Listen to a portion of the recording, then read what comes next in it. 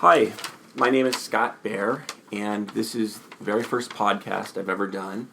And I live in Fairbanks, Alaska, and recently got the idea of just having a talk with some friends about Star Wars, both the new movie, The Force Awakens, and also the old movies that everyone likes so much, and maybe even some of the prequels, which everyone seems to not like so much.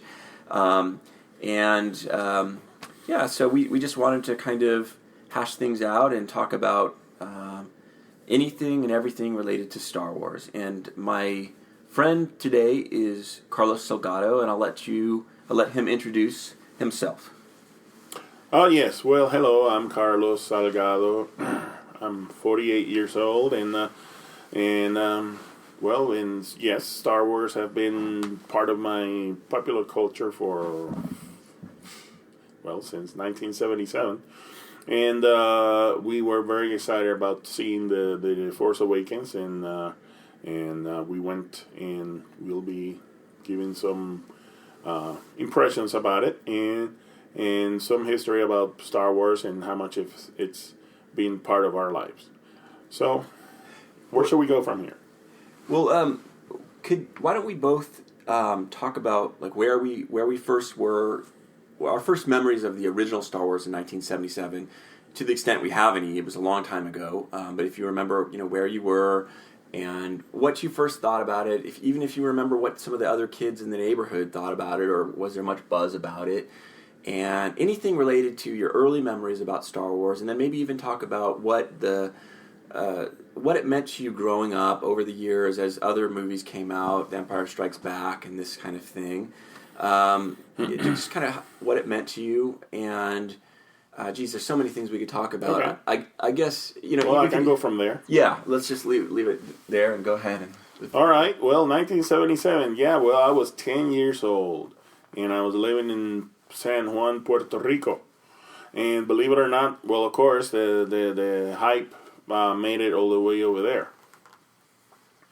And I didn't actually go to see. Nobody took me to see the movie back then. When it first opened for the first few years. I was 10 years old, but there was a lot of talk about it on TV, and certainly there was a lot of hype, word of mouth around it after it opened, and then they came out I guess I probably watched. I think I know I watched that Star Wars Holiday Special on TV when it came out. I think we had cable back then too, so that helped a lot. Cable TV, and then I got a good memory. On TV one time they played and then there was that release of that soundtrack of the disco Star Wars, with the disco themed Star Wars opening credit music, and one day they played it on TV, and I started dancing to it, with swinging my arms around like it was a lightsaber. So by then I've probably seen clips and stuff on TV, and so I got all caught up on the moment. And again, like 10, 11 years old, something like that. But it wasn't until The Empire Strikes Back. I went to the movie theater to see The Empire Strikes Back, and it was great. It was in English with Spanish subtitles in Puerto Rico, and it was a very good experience. And we were all going when at the pivotal moment when Darth Vader was choosing between the dark side and Luke Skywalker, while the Emperor was blasting him with his hands. We were all going, "Oh, come on, make up your mind." So it was great, and then after that, a few years later, the Return of the Jedi. Went to the theater there and had a good time watching it. So, and since then, the re-releases, the remastered versions, etc. And then came the prequels. Well, I went to all of them. I saw them on the movie theater, and I hated Jar Jar Binks as much as everybody else. But it's like, well, I'm gonna learn to live with it. And it wasn't until, what was it, the Attack of the Clones, when we found out that Jar Jar was one of the senators that voted for what became he got caught up on the scheme to turn the Republic into the Empire. So we all knew that Jar Jar was responsible for the creation of the Empire. So damn him to hell forever. So here we are in 2015 with the Force Awakens, and definitely was excited to see that. And it was a very good experience. But obviously, we in this movie, there was a lot of details of things that happened before that that weren't shown sequentially in the movie. The Han Solo and Princess Leia's son, the Luke Skywalker trying to bring back to life the Jedi, and his training of the Jedi, but in his I don't want to say failure, but the betrayal, I guess, by Kylo Ren, in the destruction of the Jedi, and Luke Skywalker disappearing. And I suspect maybe in the next movies we'll see a little bit of more of that. To expand on the background, and so hopefully that'll be the case. Mm-hmm. So I was a little taken off, knocked off balance a little bit by that, but then I'm thinking about it. It's like, okay, maybe they'll go into it later on, and it's a lot of backstory to suddenly be exposed to, and not being shown it. I don't know if I'm making sense, but it was a lot of backstory to be exposed to right off the bat. So hopefully they'll fix that in the future. But so there you go. I think it was a good experience so far. So we're looking forward to the movies in the future. What you mentioned you never went to Star Wars in the movie theater. When did you see it first? Did you see it before you saw The Empire Strikes Back, or did you see it on video, or? How did I? No, I think it was years later, or maybe HBO. I don't know. Maybe if we had yes. Maybe during one of those times when they were on cable TV in Puerto Rico, where they had showed HBO for free for a promotion for a little while or something like that, for a week or so, I might have caught the movie on TV. Okay. Before on a premium channel like that, before The Empire Strikes Back. Oh, so you think you saw it before The Empire Strikes Back? Okay, interesting. Okay. Yeah. Okay. Okay. When you were talking, it brought back some memories that I had kind of forgotten about, and one is that when I'm a couple years younger than Carlos. I'm 45 right now, and so if anyone is really young, listening to this, that you would not necessarily know. But when we were kids, and I assume it was the same way in Puerto Rico. Well, yeah, it was the same way worldwide, because they would show a movie, and then it would take years and years, sometimes 7 to 10 years to release it. In VHS format. It would take a long. Well, maybe that's an exaggeration, but it was not like within nowadays. It seems like it's within the year, or sometimes they even release it at the same time. But it was like a long time after the movie came out, and you would you'd just be thinking. You'd almost have to kind of not think about it. Like, it was kind of like a watched pot never boils. You'd have to be like, I'm not going to think about how awesome it is when I can own Star Wars on VHS, because if I think about that, it'll drive me crazy because it's going to take years. But that was the system back then, where they would really drag things out. And you mentioned the Disco Star Wars, which I never saw, but I do remember that here and there they would give little clips, maybe on a commercial or something, or they just tease you and with little bits of it, just the teeniest little bits too, and it was so almost precious to a little kid back then that you would be just dying, and this commercial would mean so much to you that you were just exposed to another 5 seconds of Luke Skywalker with the awesome lightsaber and just the awesomeness of Star Wars and I totally. That brings back memories that I hadn't thought of back then. But they really hooked you in and really dragged you around before they'd give you the movie again. And nowadays it seems like it's a little bit less anxiety inducing or whatever. They just release things a lot faster. But, very quick. But well, those back then it was the years of the VHS tape. So I don't know. I can't recall right now what was the history there. How quickly the studio decided to release the movie on VHS. I know that the merchandising was huge, and although Lucas was the one that retained most of the rights for merchandising, and which was a very big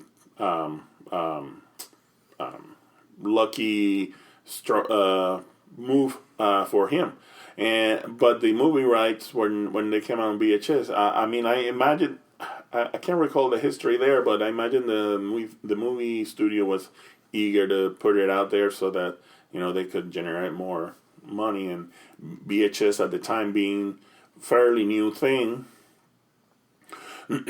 So well, that would be something to look into, I guess. And it wasn't. I think 7 to 10 was definitely an exaggeration, but I think it was maybe like, I know it was at least 3. It wasn't like within the. I don't think it was even within 3 Must years. have been before. If the VHS did come out for the Star Wars Episode 1, it was probably, it would have to be likely before The Empire Strikes Back. Yeah, that's to generate more buzz about the upcoming second sequel. Yeah, that's a good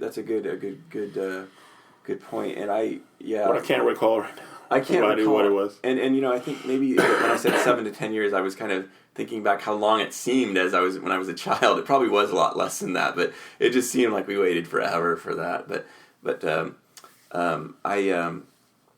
just briefly, I saw Star Wars. It seemed to me like, I don't want to get into too much detail, but I have to check this out. I don't even know if this information is online. But I don't think I saw it when it was first released. I think that there was a second release in the theaters almost a year later. I could be totally mistaken on that, but I have this vague memory that I did not get in the first release.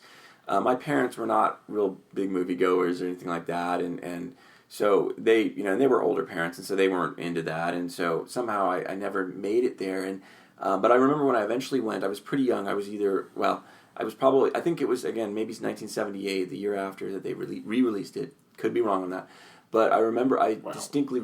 No, go ahead. Yeah, I could be that could be a total figment of my imagination, but I think it probably stayed on the theaters for a whole year. It might have. I mean. But I ended up, I remember standing in line to get into the theater, and I distinctly remember that there was an adult in front of me who said something like, Star Wars for the 4th time, as he handed his money to the ticket taker. And by the way, it seemed like people were a little bit more social back then at the theater, like it was more of a communal activity or something. Nowadays everyone's in their own little private world, but yeah, people were, I don't know. Maybe that's just an exaggeration, but it was a lot different. I'm sure. Yes. Yeah. I mean, it was almost like you were going with the community, or not. That's an. I mean, I don't know. I mean, that's a whole other subject, because it's subtle. It wasn't like super obvious, but yeah, there are differences nowadays. The rise of the multiplexes, and where you have the type of seating where you're really vertical almost. Yeah, I mean the stairs and you can which affords a great view, but you're not so much with the other people in some ways. But I remember he said Star Wars for the 4th time, and I thought, wow, this must be a really good movie. And I also remember in my grade school, I remember some boys in my grade were talking about oh yeah, this one kid in particular, he was really into all the action figures, and he all knew Chewbacca this and this and this. And I had no idea what he was talking about because I hadn't seen the movie, but he was super into it. And then I saw it, and yeah, I was blown away. I was really moved. I was thinking about this before this talk, and I was thinking that I even went home and maybe tried to move some things around with the Force, but we all did. We all did at some point. Yeah, we all gave it a try. But when I thought about it, I think I did that a lot because there was another movie called Escape from Witch Mountain, which I know for sure I did that. I was so thrilled that do you remember that movie, Escape from Witch Mountain? I mean, yeah, I know that movie. Sure. And Tony was able to move things, and I thought that was so. I was really taken by moving things when I was a kid. I loved that mental crap, but I was always disappointed when nothing happened. but yeah, and it was an amazing movie. Let me ask you. This is kind of somewhat. This is a hard question to even ask because I don't know how to even ask it. But okay, so there's the impression you got when you just saw it. But then how about growing up? What did it mean to you? There were large periods of time when there were no Star Wars movies out at that particular time. I mean, again, Empire Strikes Back came out, and then. But then there were these gaps, and there was nothing. And Return of the Jedi. Well, after Return of the Jedi was a number of years, of course, and then they did the re-releases and the remaster and the new footage and the digitized version with the added special effects and that sort of thing. Yeah. Until what was the title of the first prequel? Oh, geez, I should know. It wasn't the Clone. No, it wasn't the Clone War. It was, it was. I can't believe that. Yeah, I don't know. I saw that recently. We saw that recently. We watched that together, but I can't remember what it was called. Why can't we? Yeah, I remember. It must not have made a kind of. I think says Jar Jar Binks. Okay, and you had the princess and on the planet Naboo and oh, this is so embarrassing. And then there was also... never mind. There was the little kid, right? Who right, Anakin. Who gets introduced, little Anakin on Tatooine. And I can't believe we're doing this like this, and we don't remember. We don't know the title of the movie. I know. I could go look it up on the internet, but I guess the Let's question move is, on. There's another person I'm going to interview named Lynn, and I think this would maybe this. I'd be. In some ways, I'm more curious what Lynn would say, because I know Lynn is one of these people who just absolutely Star Wars has meant a tremendous amount to her.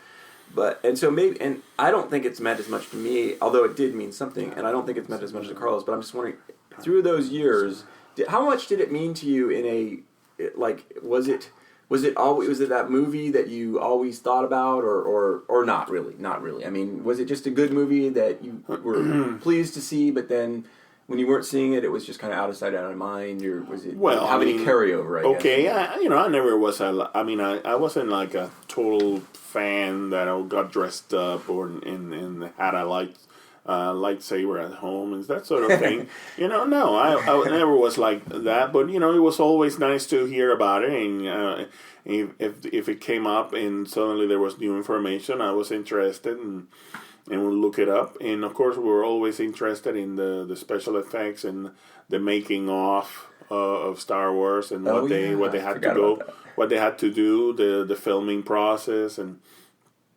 that sort of thing. Learning about the actors and their experience, and that's always interesting. I was always interested in that. And the history of George Lucas and his struggles in making the movie and etc. So I was always looking out for information. If something came up, I was interested to find out and watch it. And if anybody talked about it, and we would discuss it. Mm-hmm. So I like that. Yeah. And you just brought up, when you brought up the making of, that was something I do remember seeing on TV, and that was really like a something I was really excited about, seeing the making of. That's kind of how they teased you back then. Like, they wouldn't show you the movie, but they show you the making of the movie, and you'd be like, oh. And then you just watch that TV show for just those little snippets of the actual movie you saw. I mean, it must have made a really big impression on me. But I'm kind of more like you instead of Lynn, where it made a big impression on me, but I was never, I never got into the action figures. I think I did have someone for Christmas gave me one little Luke Skywalker's little sand. What's that little machine called that he'd zip across the sand with, fly across the sand? Gave me one of those. But I never had any other action figures, and I never got that into it. But it was still a very, very pleasing, a very happy, wonderful movie. But yeah. Well, let me add that I did have a TIE fighter, and an X-wing fighter, the big toy. Well, it seemed big at the time when I was younger, and I had some figures, but it didn't go beyond that. Yeah. But it was fun having the TIE fighter with the wings that came off. And you push a button, the wings popped off. I think that was the case. And the X-wing fighter, when you open the X-wings would open up. That was cool. Yeah. Back then, our toys were not nearly as sophisticated. But that was for actually, it's not episode 1. It's episode 4, The New Hope. But I had some of the toys for that and go ahead. Well, I want to definitely talk about The New Hope, probably more than any other movie. That and Empire Strikes Back, because I see them as both very similar in terms of how they're just how much most people think they're the two best movies. But maybe why don't we just? I thought maybe real quickly, why don't we just talk about this latest movie that came out, The Force Awakens, in more detail. I guess there's so many things we could talk about, but let me just ask, what? Well, on a scale of 1 being the worst and 10 being the best, what would you rate it? And then also, what specifically did you like about it, and what did you maybe not like about it? Are there any questions? I think it left all of us with a lot of questions. Are there any specific questions that it left you with? I'm sure I can guess a couple of them. But then also, and I think I know the answer to this, are you planning on seeing the next one? Well, like I said, I was very excited to see The Force Awakens. I didn't want to read anything about it and get any spoilers and go fresh into it. It was like a week or two after it opened that finally we managed to go and see it. And I think I enjoyed it. I liked it very much. I see what they're trying to do and where it wants to go. It was very exciting to see Han Solo, old man Han Solo and Chewbacca going at it one more time, and the introduction of the new characters and their what their mysteries are, their backgrounds are, and all of a sudden I'm getting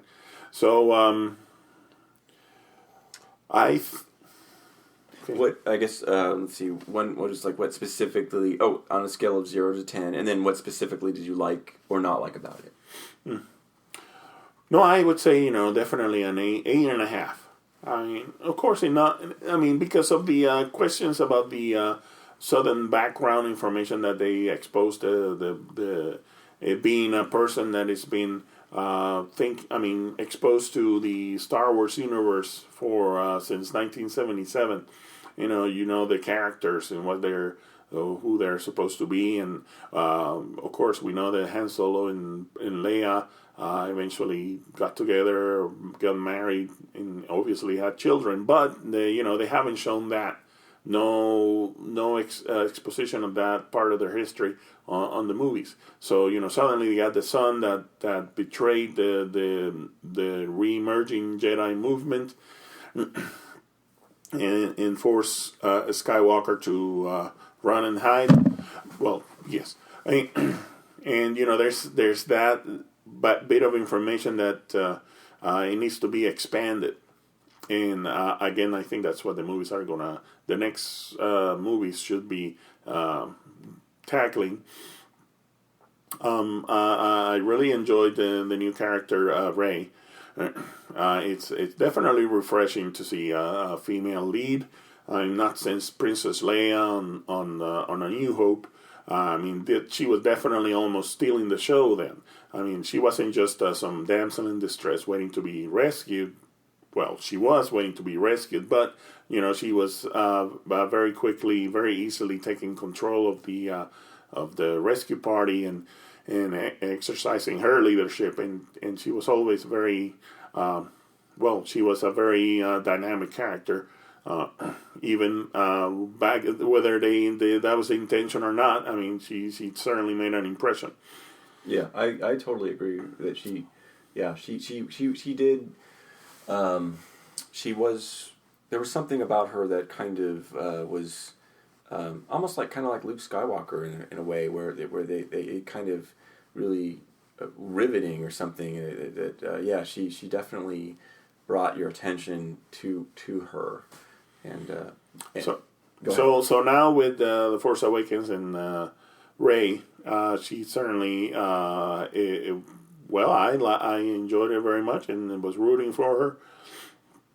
What did you think about the acting? Other than, I mean, we know you I liked Rey too. I thought she did a great job. But what about the other actors? And did you think that were there any particular notable actors that you felt did a great job in there? Well, everybody was very good. Everybody was very good, and I guess for the time being and what the movie, the timeline that the movie covers, everybody did their parts very well. But I guess I was happy to see. Chewbacca definitely also made an impression, not just because he's being Chewbacca, but in the other movies, we always saw Chewbacca from a certain perspective, but there was a little detail this time that made it, at least for me, seem like, oh hey, look, he's got fingers.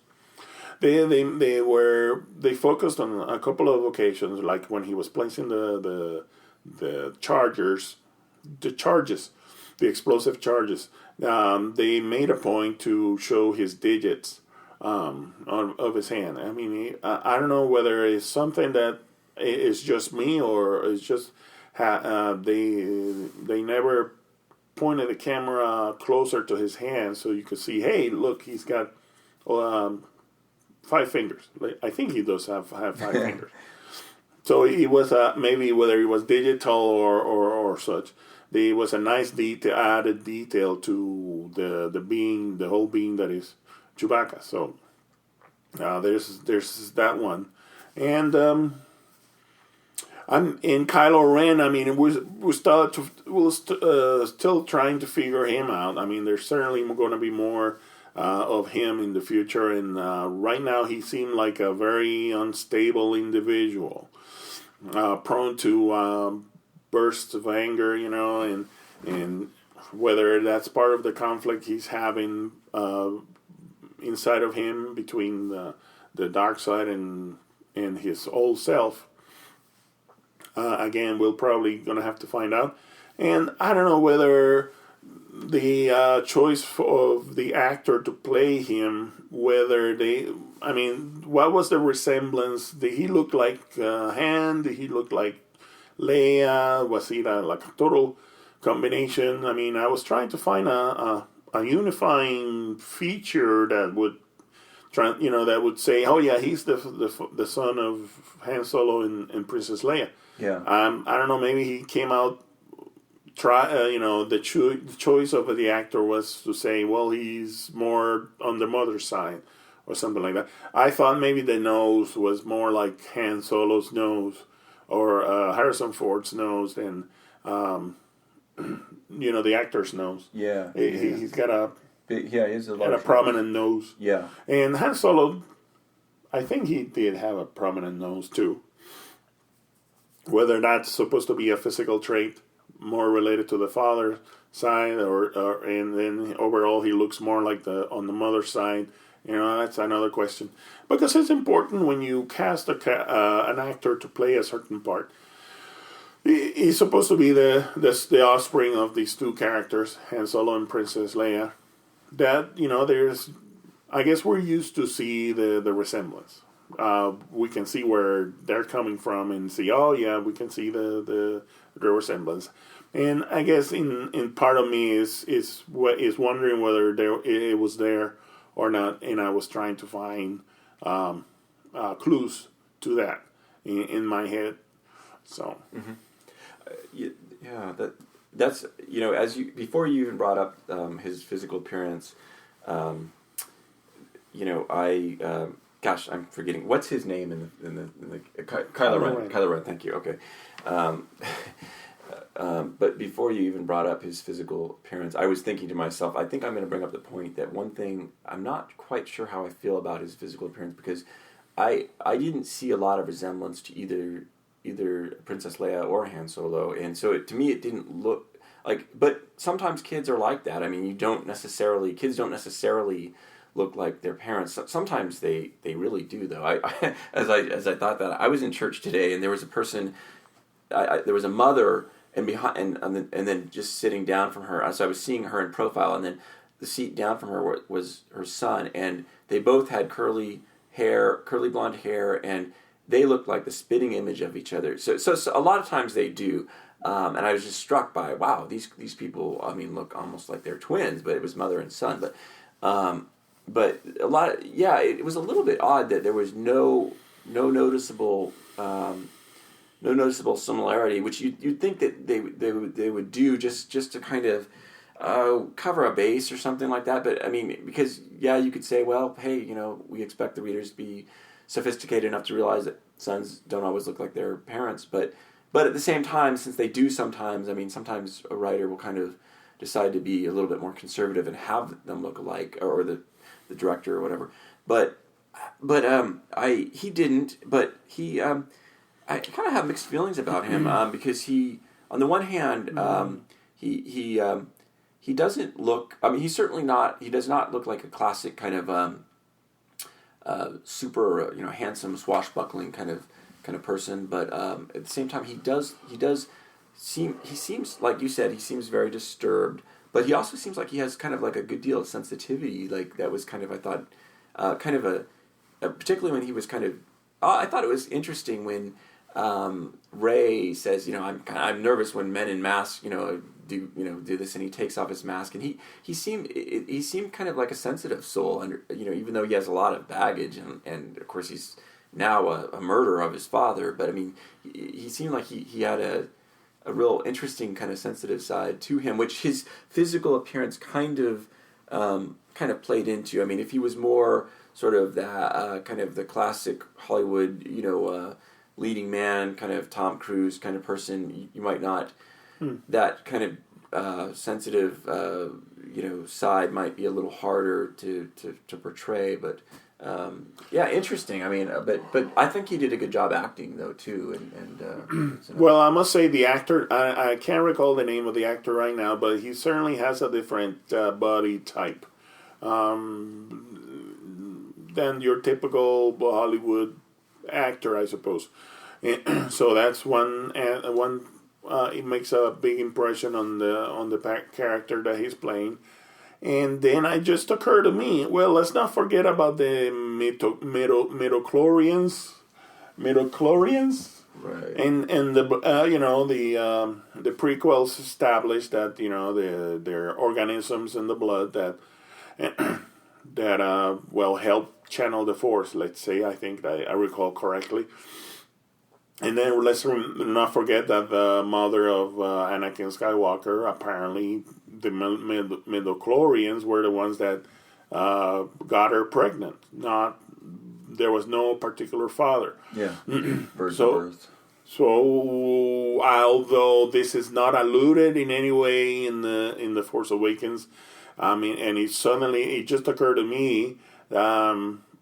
I don't know whether the Force had anything to do with Princess Leia getting being with child, and this was some sort of the midichlorian, I think I'm saying it right, midichlorian's fault, the birth of Kylo Ren. So, but then again, nobody's even, as far as I know, mentioned that or made the allusion that the movie, or even mentioned that the movie made the alluded to that. But it's there, and there's something maybe the ultra fan may be considering. Right. Maybe Han Solo wasn't actually his biological father at all. But there's one theory. Yeah. That just it popped out of my head. And maybe in future, I mean, if that is the case, you'd expect the director to bring that up in a future movie, a sequel. So that's interesting. But I thought Finn did a good job too, acting.